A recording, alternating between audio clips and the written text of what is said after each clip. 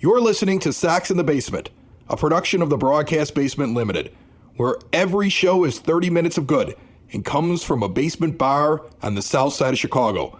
Pull up a stool, pour a cold one, and join us right now for Sox in the Basement. Heard everywhere podcasts can be found, and always at soxinthebasement.com. I want to kick off this show explaining to everybody that I'm high as a kite. I mean, maybe not as a kite, but I'm halfway up if you're pulling the kite and you're running. High on life? High on White Sox baseball? No, I've watched the entire weekend of White Sox baseball laying on my couch with heating pads and back braces and lots of drugs because I threw my back out. And I might have mentioned this on the last show. I know I mentioned it on one of my shows, but like Southside Pod on the network didn't even come out last Thursday because of this injury. We limped through the last episode of Sox in the Basement because I was just determined to do it. The EP podcast and every other podcast on the network has not happened since like I hurt myself last Wednesday, and this is the first show I'm back for. And then I plan on trying to slowly work my way back because I haven't been able to stand. I've been an absolute mess.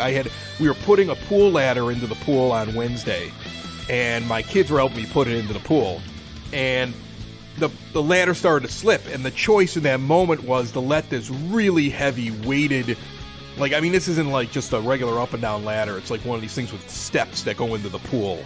It's a pretty hefty one, and it's held up now at about 5 feet above the ground, and it's me and my daughter putting it in there, and I love my little girl, and as it slipped, I was like, I did that dad thing you do where you just feel like you're Superman, and it's like, I'm not letting her get crushed, and so I grabbed the thing, and I wrenched my back, and I haven't been the same since. And it just continues to lock up. So, like, the doctors now put me on pain meds and muscle relaxers, and I mean, I spent half the day drooling on myself on the couch, and we timed doing this show around the fact that I was like, I think I have a little window for us, Ed, where I won't be too high, and I'll be able to do the show, and then I'm going to go back and lay down and drool on myself some more. So, that's the plan. That's the plan. But I watched White Sox baseball this weekend. Well, and you picked a good weekend for it, I guess. If that's the silver lining of all of your tremendous back pain is drugs and White Sox baseball. The two things go hand in glove all now. Weekend long was drugs and White Sox baseball. And I still wasn't high enough to understand Kenny Williams saying that they're going to be buyers at the deadline. Like, I mean... Well, I figured that one out right away. Kenny and Rick are definitely buyers at the deadline. They should be buying one-way tickets out of town. Well, that's why they're going to be buyers. They're going to be buyers because this is all they can say. All they can say and all they can do at this point is that we're all in. They got to push all their chips in and go for it. They got to believe in every little spark that happens. You sweep the Tigers and walk off on a Jake Burger grand slam, and you're in. You're in all the way until the end. Kenny Williams, according to Bruce Levine, told him that like he's like, we're gonna win the division and we're gonna be buyers, I guess is what he said over the weekend. And you know, I don't know when that was said, and I don't know the entire context. I more read about the fact that Bruce was talking about that on the radio, but I believe it because I believe that this team, this front office, has to go all in. They have to be buyers, because it's their only way to save face. The old man may not care about his reputation. The billionaire may be able to believe that he was the greatest owner in Chicago sports history and die in peace, even though it's the furthest thing from the truth. But the guys that are in the front office, at some point in their lives, will have to work somewhere else again. They'll have to. Rick Hahn will still be in the middle of his professional working career when Jerry Reinsdorf is dead. And so they have to do something, even if they're not getting fired at the end of the year. They have to. There's a lot of pride there. Don't tell me that you've listened to Kenny Williams talk and not think that guy has boastful, overabundance amounts of pride. See, you can tell I'm on drugs for saying it that way because that didn't make any sense. I was following you, though. I'm letting you roll here because I feel like the drugs are starting to kick in. But you get what I'm saying there. He's got so much. Yeah. He's so like full of himself. And he really believes he's really good at his job, even though he's not. That he's not going to let people like us or people on the radio or anybody else in print, on the internet, nobody's going to tell him he sucks. So they're going for it. And Rick Hahn's going for it because he's got to believe in this because it's all he's got. Otherwise, he's got to come to terms with the fact he's one of the worst general managers in the history of Chicago baseball for the amount of time and resources he was given and money he was given and what he got to. So they have to be in. And if you look at next year, Ed, looking at the contracts coming off the book, looking at options that they clearly shouldn't pick up on this team, looking at the pitching staff, which will just be a couple of guys, and everybody else will be gone unless you want to pay them something they're not worth to retain them. You have to be in, don't you? Well, there's really no choice. The window we knew as we were coming out of the 2020 season, right? We knew that at the end of the 2023 season, contracts were going to start to be up. They're going to start to lose some guys. That this is sort of the end of when the team that they put together saying that this is going to be the championship team, this is when it goes away. And they're going to have to retool, and they're going to have to start bringing guys in off the streets and signing free agents or making trades. The problem, of course, is that this team does not have anything to make a trade with unless you're also selling. So in order for them to buy, they're going to have to sell. So Kenny's going to have to explain to me how they're going to do this with a minor league system that is just poorly regarded and has very little by the way of top talent. You've got two guys on the MLB Pipeline Top 100. Colson Montgomery, who has not played yet this year, and Oscar Colas, who has already had his cup of coffee to start in the majors this year and looked a little bit overmatched, but is doing really well at AAA, but is also a guy that you'd kind of identified as being a piece that was going to be like part of this championship roster. So your next up, you've got Brian Ramos, who's shown some good stuff. Noah Schultz, who's starting to, just really starting his career. Sean Burke, who has been not great. And then it starts to get into guys, you get down to like the Lennon Sosas, who, again, haven't shown much. And it just goes down from there. I mean, it's not a great list of guys when you're looking at it, because you're getting down to guys like Carlos Perez and Yolbert Sanchez being in your top 30. And those are guys that not only do the White Sox not want on there. I mean, Yolbert Sanchez, for goodness sakes, you've got a hole at second base and they won't even try and put him there.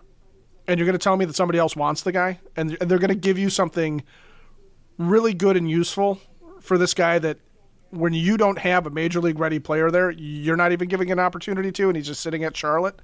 So buying with what? You're going to have to sell off somebody like Lucas Giolito. This is an idea that you and I floated. Selling off somebody like Lucas Giolito where you aren't going to pick up his contract and sit there and say, I'm going to turn one piece into two pieces. And it's got to be something where you trade Lucas Giolito, but you get back two starting pitchers. Or you trade Lucas Giolito and you fill his spot in the rotation, but then you turn around and fill second base, or you turn around and fill an outfield spot, or whatever it is you're going to do. This episode brought to you, like every episode, by the official home of Sox in the Basement, Cork and Carry at the Park in the shadow of the ballpark, 33rd and Princeton. An award-winning menu of burgers and ballpark favorites, an extensive bar with a rotation of craft beers, familiar favorites, spirits, and wines. The best place to go pregame. You have a lot of fun postgame afterwards. Get the kiddos over beforehand and feed them. Get them some great food. You have yourself a beer, and then you head on over and you enjoy the ball game. And then when they win, like they did all weekend long, it's a big party over there at 33rd and Princeton. See more at corkandcarry.com. I agree with you that they can't make trades in the traditional sense of dealing prospects, because they've been trying that for years and nobody wants their prospects. Nobody wants them. I believe that it is far more likely you see a Major League Baseball trade like you would see mid-season 30 years ago, where you'll see a guy who's playing in the majors move for another guy who's playing in the majors because a team goes, okay, fine, we have a little extra of this, or it's at least somebody that's Major League ready they could use immediately, because that's the only way they pull off a deal, and I still don't know if that's possible. But we know they don't have pieces. Like, they could get crazy. You could see Colson Montgomery start playing all of a sudden, and then the desperation in the front office, Kenny Williams finally does the most Kenny Williams thing he could possibly do and deals a guy because he's just a prospect, even though he's the highest prospect you have according to basically every publication that's out there, if he has a hot month, because you need to win this year because you have to save face. Look, I love the fact that people are very excited about how many games back they are in the Central, but you're going to have to be over 500 to win, and you're a lot further back from 500 than you are games back. It's like you're playing with the math to give yourself hope, and I love that. As fans, we all do that. Trust me, I've done it. I've looked at the standings a few times and said, well, we're not completely out of this thing yet, right? But you're going into your toughest stretch. They need to play well. They know it. Their de facto team leader, I'm telling you, he's becoming it, Jake Berger, the guy who wasn't even good enough to be on the roster to start the year. Okay? He knows it. He's given all the quotes about it. We know this is a big one. Let's get going. He's hitting walk-offs at the end of games. That guy, I'm going to tell you something right now. That guy should have been in the lineup the entire weekend. I don't know why he wasn't playing on Saturday. I made fun of it. And then I know, and I'm not gonna point out who retweeted that I was right, he should be in the lineup on Saturday, and then took the tweet away because I'm sure Jake reached out to them and said, please stop. You're going to get me in trouble. Okay? But I mean, like, I think that he knows he should be in the lineup every day, or at least people who care about him do. And that man deserves to be in there every day. He's the easiest person on that team to root for. He's my favorite player. I think he's the favorite of most White Sox fans right now, don't you think? I mean, I think that he is the most likable, easiest person to root for this season. And it's so funny because here's a guy who was a high draft pick who was forgotten because of all of his injuries, who has now come along this year, and he is the guy who's making the car go. He's the only one who's consistently going out there and saying, we're going to win, and then he goes out and plays like he's going to win. He's hustling, he's running, he runs everything out, he's available every day, he's making plays, he's hitting the ball when he needs to, he's got timely hitting. I don't know what else I could say about the guy. Like, I'm voting for him for the All-Star game, even if he isn't the best option amongst those he's up against. Let Berger because cook. He deserves it. Let Berger He deserves cook. it, doesn't he?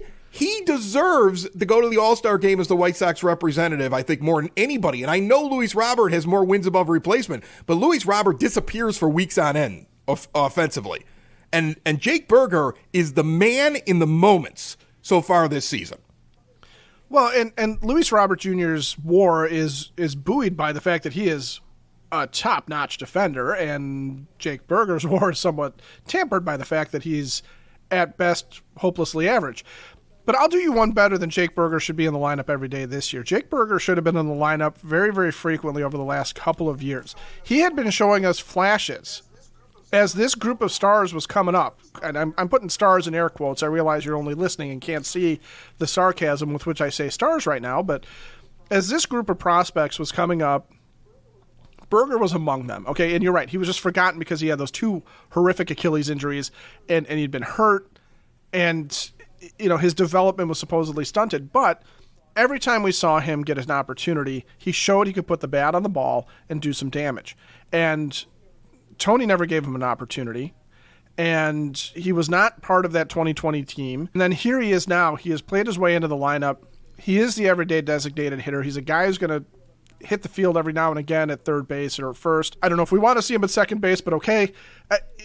He is absolutely, if not the easiest guy to root for on the team, because that might be Liam Hendriks still. There's a lot of goodwill there towards what Liam did. But in terms of guys that should be in your top three favorite players on this White Sox team, it should be Jake Berger. I mean, you're right. It's everything that you want in a baseball player is right there. He is absolutely, he is hardworking. He has a great backstory.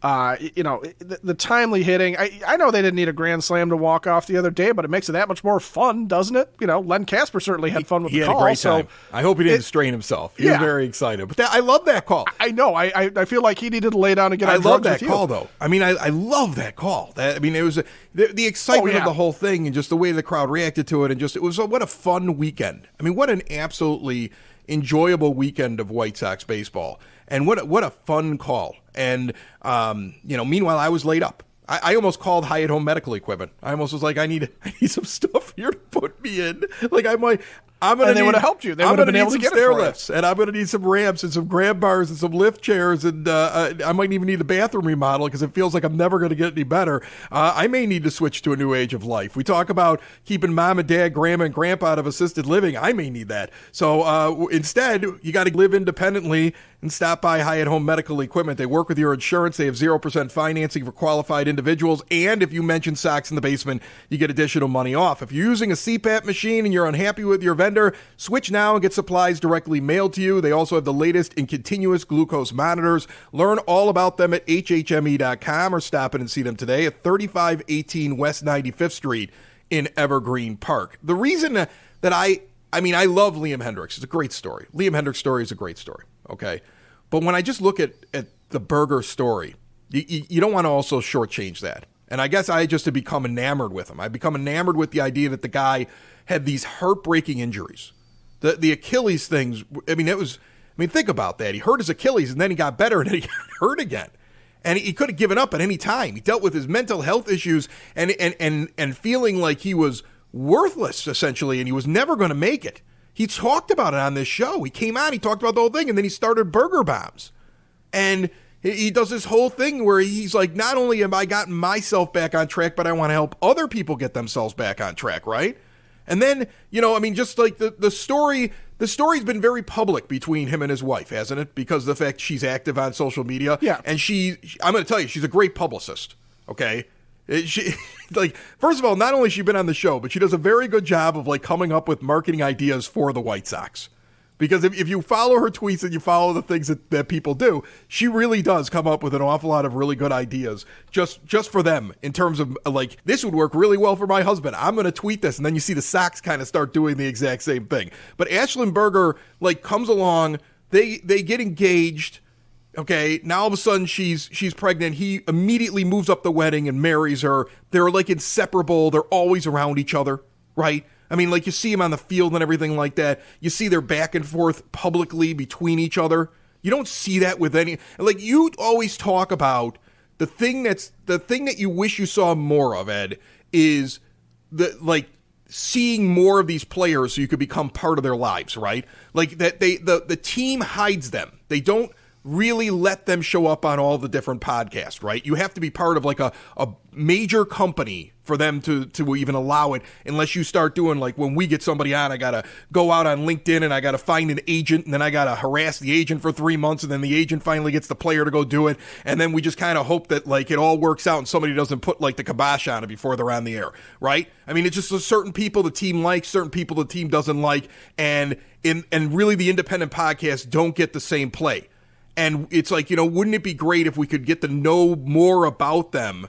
And you get that from the Burgers, don't you? Because of the way that they interact with the fans. They interact with them right there on social media. They're part of White Sox Twitter if you're a Twitter person. They're literally a part of it. They jump, she especially jumps in the middle of things. And it's never in a negative, I'm angry, somebody disrespected my husband, so I'm going to yell at him for it or anything like that. No. It's this really positive, cool vibe that they have. And so it makes you root for them as people, and then you know a little bit about them, and then you see him go out there through all that adversity, through not even making it on the team at the beginning of the year when he deserved to, and then finding his way on and making himself indispensable when you could tell the front office just kept waiting to see if he would fall off. Because it would be so convenient if he fell off so that they could send him back down to the minor leagues and keep retreads and, has-beens and guys that they put their faith into, right? If Jake Burger wasn't making it impossible to be sent down, Hanser Alberto would never have been DFA'd and released this weekend. You know it. And he hustles on every at-bat. On a ground out, the guy is running full steam down the first base. His base running shows that you may think that he's not an athlete. And again, that's another thing he laughed about on the show. But he is, even if he looks like he's bigger. And he just brings a joy to the game in the way that he's playing. That's why I said, this is a guy I want in the All-Star game for the White Sox. This is the guy I want White Sox fans to go and vote for as many times as possible. And you could really get behind this guy in a negative season who has never gone negative. He's not standing in the locker room when White Sox fans are saying things like, what the heck's going on here? So he doesn't come across in any way like chip on his shoulder or anything like that. All he says is, we got to go win. Let's go win. And then he goes out and backs it up with a walk-off on Sunday. And he's done it multiple times during the year. So I'm going to tell you, I've got a man crush on him now.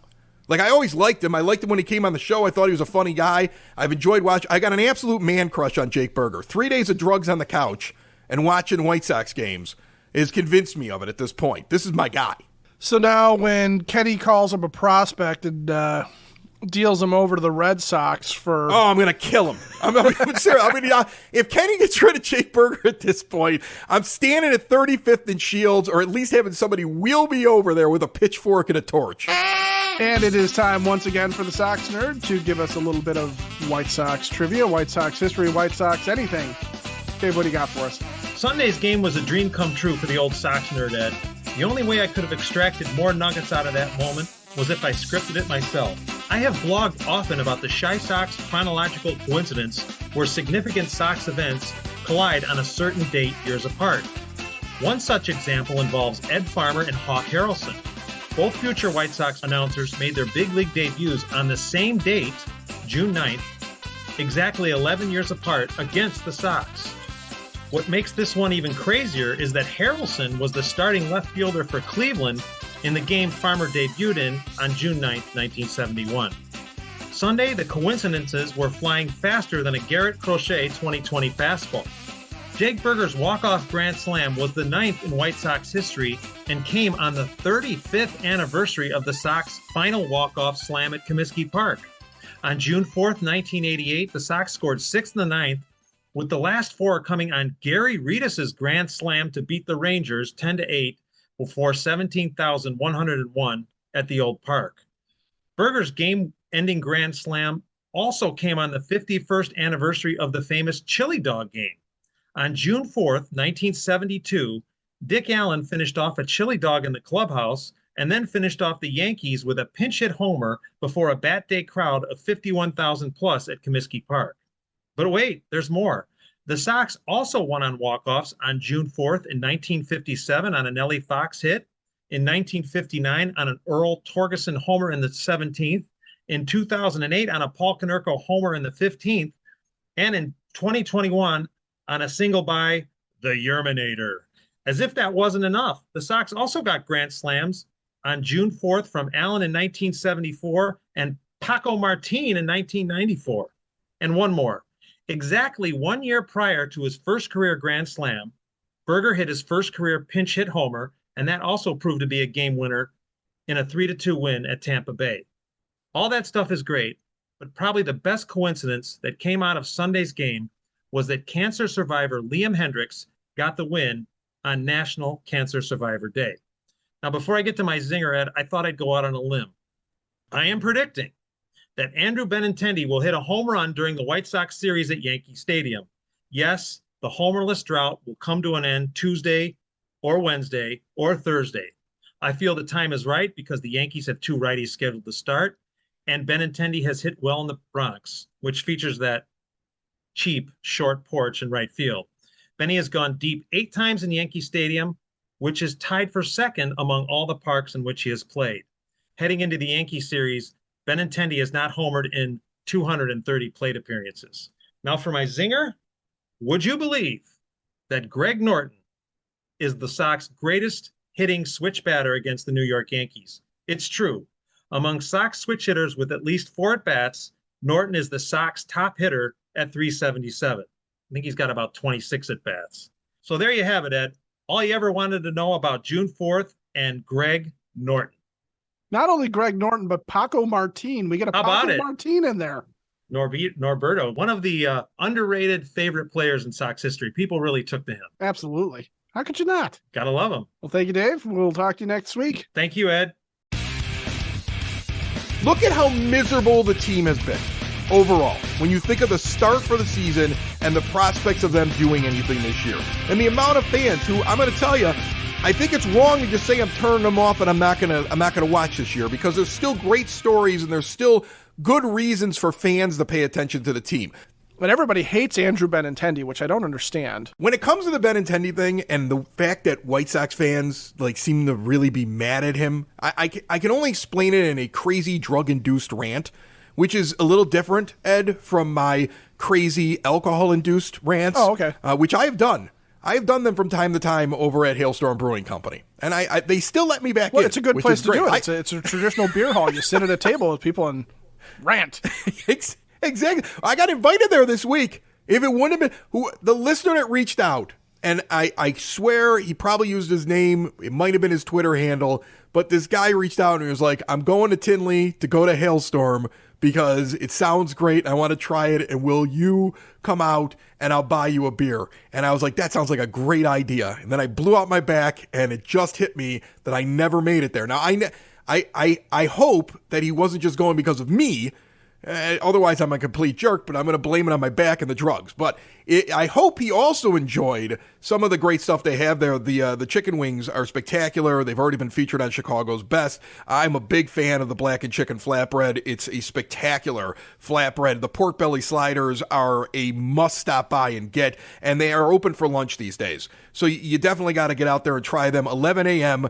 on lunch, Tuesday through Sunday. Scratch Kitchen, smoked wings, all kinds of great food, the pork belly sliders, and then check out the incredible beer list. Dominatrix is back. It's one of my favorite beers on the South Side. It's a triple hopped IPA, but they have something for every palate because they're a working beer hall and brewery and tap room, and they basically make every style of beer and keep it on all year long with rotating taps. If you like going and searching for breweries and checking out beer, Tinley Park's the place to be. 8060 186th Street, right off of 80th Avenue, hailstormbrewing.com. So this is why White Sox fans don't understand Andrew Benintendi. It's because of the $75 million contract, as you mentioned. It's because it was the highest thing. It's because we're in this bubble here as White Sox fans, and if you only pay attention to the White Sox, you go, we're paying this guy like a superstar.